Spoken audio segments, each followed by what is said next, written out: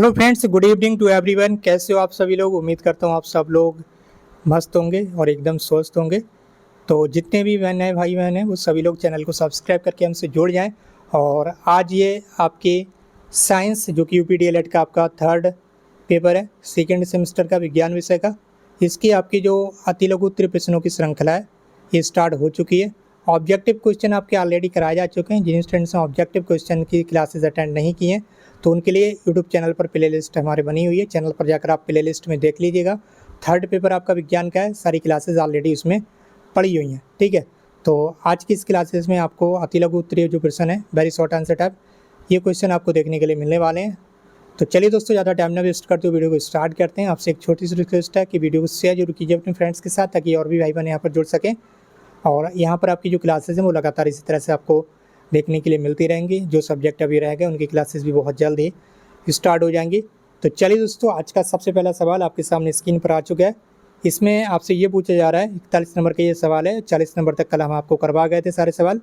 इसमें पूछा रहा है जीवन की जो आधारभूत क्रियाएं हैं वो क्या हैं। ठीक है, हमारे जीवन की जो आधारभूत यानी कि जो मुख्य क्रियाएं हैं वो क्या होती हैं, जिनके द्वारा जीवन संचालित होता है। तो जीवन की आधारभूत क्रियाएं पोषण, ठीक है, पोषण क्या है? खान पान, हमारा पोषण करना।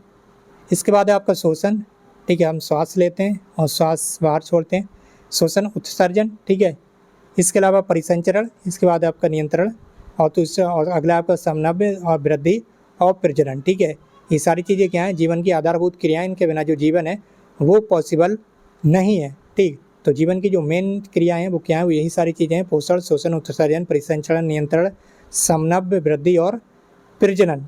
ठीक है, इसके बाद आपका अगला सवाल है, जीवधारियों में प्रजनन की कौन कौन सी विधियाँ होती हैं? जो जीवधारी होते हैं, ठीक है, जीवधारी जीव, इनमें प्रजनन, ठीक है, प्रजनन की कौन कौन सी विधियाँ पाई जाती हैं?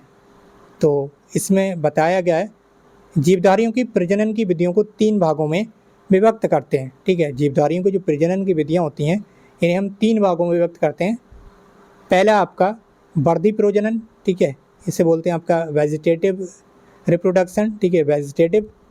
अगला आपका अलैंगिक जनन, एसेक्सुअल रिप्रोडक्शन। ठीक है, दूसरा आपका लैंगिक जनन, सेक्सुअल रिप्रोडक्शन। ठीक है, तो ये प्रजनन की आपकी 3 अलग अलग विधियाँ होती हैं जिनके द्वारा जीवों में प्रजनन होता है।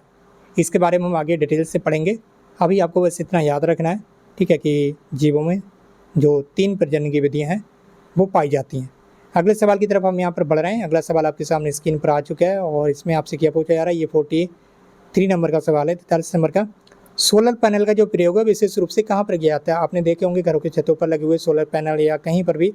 ठीक है, जिससे क्या होती है, जो सूर्य की एनर्जी होती है, सूर्य की जो ऊर्जा होती है, प्रकाश ऊर्जा, उसे आपका इलेक्ट्रिक एनर्जी में कन्वर्ट किया जाता है, यानी कि विद्युत ऊर्जा में कन्वर्ट किया जाता है सोलर पैनल के थ्रू। ठीक, तो सोलर पैनल का जो प्रयोग है विशेष रूप से दूरस्थ ग्रामीण क्षेत्रों जहाँ पर विद्युत उपलब्ध नहीं है। ठीक है, आजकल तो हर क्षेत्र में इसका जो उपयोग है वो व्यापक रूप से किया जा रहा है ताकि बिजली का बचाया जा सके।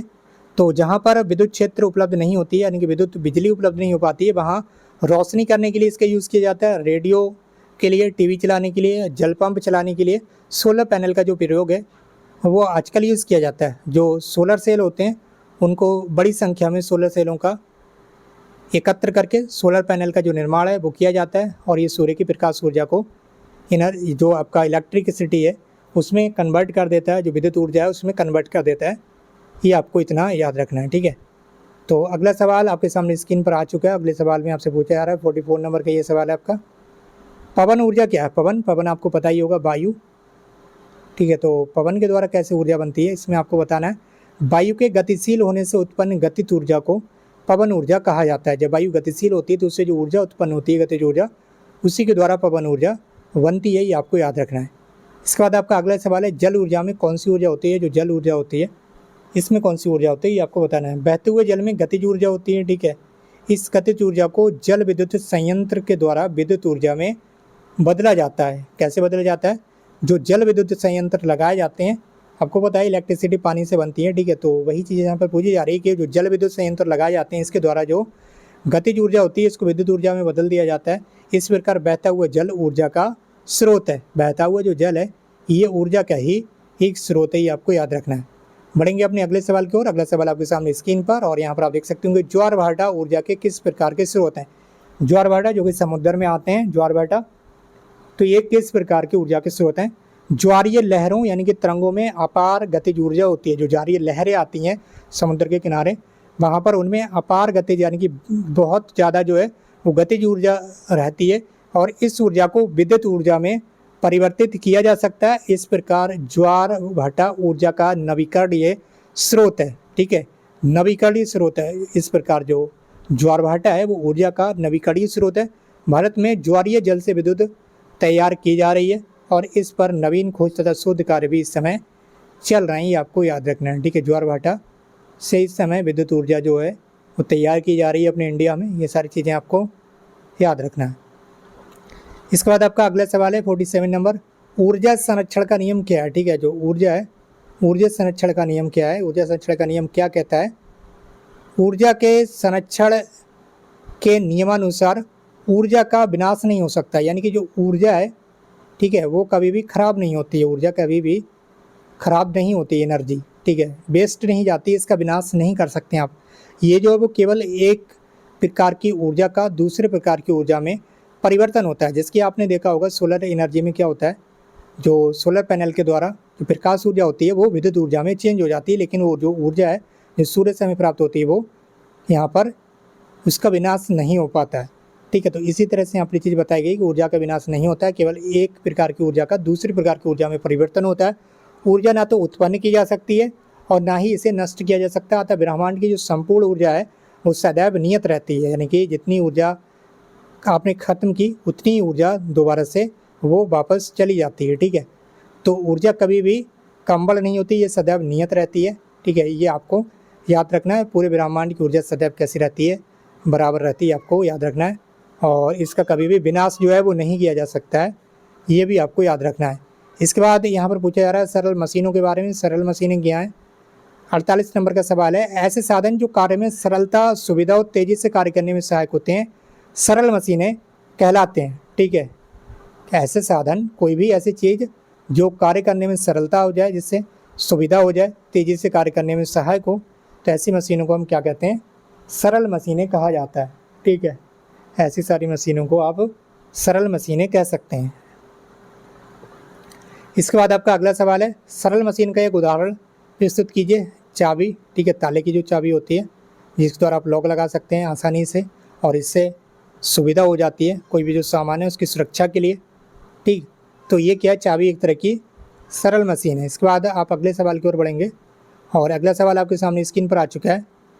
सरल मशीन के प्रकार बताइए। सरल मशीनें वो कितने प्रकार की होती हैं। सरल मशीन निम्नलिखित प्रकार की होती हैं। पहले आपका उत्तोलक होता है, दूसरा पेच होता है, गिरनी होती है, झुका तल होता है, पहिया और धुरी होती हैं।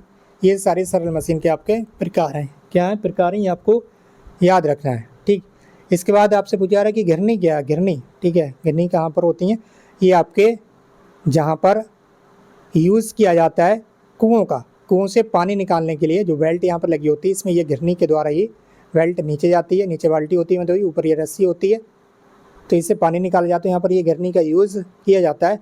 गिरनी एक सरल मशीन है, ये जल एवं अचल दोनों तरह, चल एवं अचल दोनों तरह व्यवस्थित हो सकती है। गिरनी क्या है, ये भी एक प्रकार की सरल मशीन है, और इससे भी कार्य करने में सरलता हो जाती है, और आसानी से इससे जो कार्य है वो किया जा सकता है। इसलिए क्या है, ये एक प्रकार की सरल मशीन है। गिरनी क्या एक प्रकार की सरल मशीन है। उसके बाद आपसे ये पूछा जा रहा है कि भैया उत्तोलक कितने प्रकार के होते हैं, आप ये बता दीजिए। उत्तोलक है कितने प्रकार के होते हैं, प्रथम, द्वितीय और तृतीय, ये सारे आपके उत्तोलक होते हैं।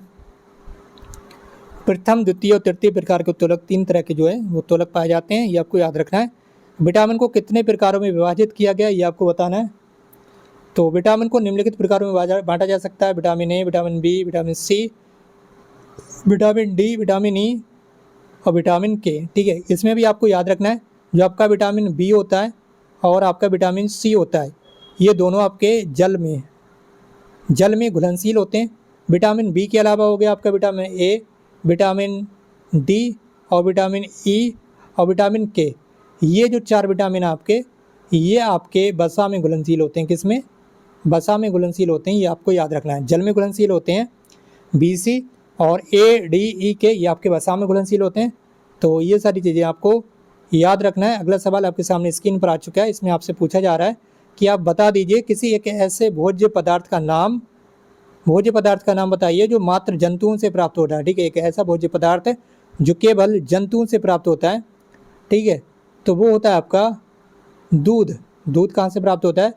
आप जंतुओं से प्राप्त कर सकते हैं और ये एक तरह का भोज्य पदार्थ होता है। ठीक है, भोज्य पदार्थ होता है जिससे केवल जंतुओं के द्वारा ही प्राप्त किया जा सकता है। इसके बाद अगला सवाल है अपना का 55 नंबर का, शरीर वर्धक भोजन किसे कहते हैं? ठीक है, जो शरीर के लिए, स्वस्थ शरीर के लिए आवश्यक हो शरीर वर्धक भोजन, तो ये किसे कहते हैं आपको बताना है शरीर वर्धक भोजन के बारे में। तो इसमें क्या कहा गया है देख लेते हैं यहाँ पर। प्रोटीन युक्त भोजन को शरीर वर्धक भोजन कहलाता है। ठीक है, प्रोटीन युक्त जो भोजन होता है ये आपका शरीर वर्धक भोजन जो है कहलाता है, ये आपको याद रखना है। इसके बाद अगला सवाल है आपका, अगला सवाल में आपसे पूछा जा रहा है 56 नंबर का ये क्वेश्चन है, मनुष्य को प्रतिदिन यानी कि रोजाना अपने भोजन में कितने पानी की आवश्यकता होती है? यानी कि एक स्वस्थ मनुष्य को, ठीक है, अपने भोजन में कम से कम कितना पानी एक दिन में पीना चाहिए? तो कम से कम कितना पानी पीना चाहिए? 1.5 से 2 लीटर प्रतिदिन। ठीक है, 1.5 से 2 लीटर भोजन में इतने पानी की आवश्यकता होती है, ये आपको ध्यान रखना है। ठीक है, भोजन करते समय कितने पानी की आवश्यकता होती है? 1.5 से 2 लीटर। ठीक है, तो इसके बाद आपका अगला सवाल है, अगले सवाल में आपसे क्या पूछा जा रहा है? अगले सवाल में आपसे पूछा जा रहा है कुपोषण। ठीक है, कुपोषण के बारे में आपको बताना है। कुपोषण किसे कहते हैं? तो कुपोषण के बारे में यहाँ पर बताया कि अपर्याप्त भोजन, पर्याप्त मात्रा में जब भोजन नहीं मिलता है तो अपर्याप्त पोषण का कारण बन जाता है। इससे उत्पन्न स्थिति जो है उसको आप कुपोषण कह सकते हैं। जब भोजन पर्याप्त मात्रा में नहीं मिलता है तो जो अपर्याप्त भोजन होता है वो अपर्याप्त पोषण का कारण बनता है। इससे उत्पन्न जो स्थिति होती है, जो कंडीशन होती है, इसी को हम कुपोषण कहते हैं। इसके बाद आपका अगला सवाल है, घेंगा नामक रोग जो है वो किस पौष्टिक तत्व की कमी से होता है? घेंगा, ठीक है, घेंगा नामक रोग जो है वो किस पौष्टिक तत्व की कमी से होता है? तो ये आपका आयोडीन, ठीक है, आयोडीन की कमी से होता है। नमक, आयोडीन की कमी से क्या होता है? घेंगा नामक जो रोग जो है वो हो जाता है, ये आपको याद रखना है। अगला सवाल आपके सामने स्क्रीन पर आ चुका है। अगले सवाल में हमसे पूछा जा रहा है कि भोजन के परीक्षण की कौन कौन सी विधियाँ, भोजन के परीक्षण की विधियाँ यहाँ पर आपको बताना है। भोजन का परीक्षण किन किन विधियों के द्वारा किया जा सकता है? तो भोजन के जो परीक्षण की विधियाँ हैं इसमें आप देख पा रहे होंगे कौन कौन सी विधियाँ हैं। भोजन के परीक्षण की प्रमुख विधियाँ निम्नलिखित हैं। अंतराल से उबालना और ठंडा करना, भोजन को अंतराल से उबालना यानी कि कुछ समय के बाद, फिर कुछ समय के बाद उबालना और ठंडा करना। सुखाना, उसके बाद है ठंडा करना। अचार तैयार करना रसायनों द्वारा, डिब्बाबंदी करके। ठीक है, ये भोजन के परिरक्षण की विधियाँ हैं। ठीक है, इस तरह से परिरक्षण जो है वो आपका किया जा सकता है भोजन का। इसके बाद आपका अगला सवाल है, अगले सवाल में आपसे पूछा जा रहा है प्रश्न संख्या 60, प्रश्न संख्या 60 है ये, और इसमें आपसे पूछा जा रहा है कि प्रमुख संक्रामक रोगों के नाम बताइए। कैसे? प्रमुख जो संक्रामक रोग हैं उनके यहाँ पर आपको नाम बताना है। ठीक है, तो प्रमुख संक्रामक रोग आपके कौन कौन से हैं आपको देख लेना है। हैजा, टीबी, खसरा, टाइफाइड, डिप्थीरिया, पेचिस, सुजाक, पीलिया, प्लेग, चेचक, कुकर खांसी और टेटनस, ये सारे के सारे कैसे हैं? संक्रामक रोग हैं। ये आपको याद रखना, कैसे? संक्रामक रोग आपके, ये आपको याद रखना है। तो दोस्तों आज के इस क्लास को हम यहीं पर समाप्त करते हैं। ये क्लास आपको कैसी लगी नीचे कमेंट बॉक्स में ज़रूर बताइए, और अगर आप चैनल पर नए हैं तो चैनल को सब्सक्राइब करके बेल आइकन जरूर प्रेस कर लीजिए, और इस वीडियो को शेयर भी कर दीजिए अपने फ्रेंड्स के साथ, ताकि और भी भाई बहन हमसे जुड़ सकें। यहाँ पर इसी तरह की जो क्लासेज हैं वो आपको लगातार मिलती रहेंगी। तो दोस्तों आज के इस क्लास को यहीं पर समाप्त